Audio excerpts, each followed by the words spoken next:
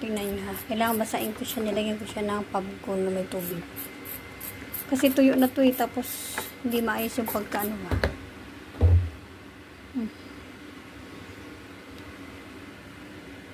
Tingnan natin kung gaano ka-powerful itong ano. Dryer.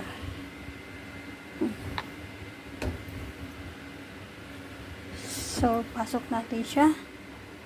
Matatanggal ba sa dryer itong mga ano. Ganun.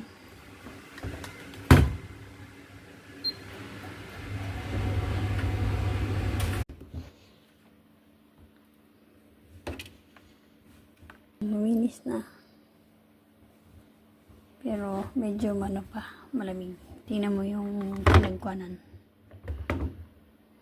Talagang humihiwalay yung dumi pag naka-dryer.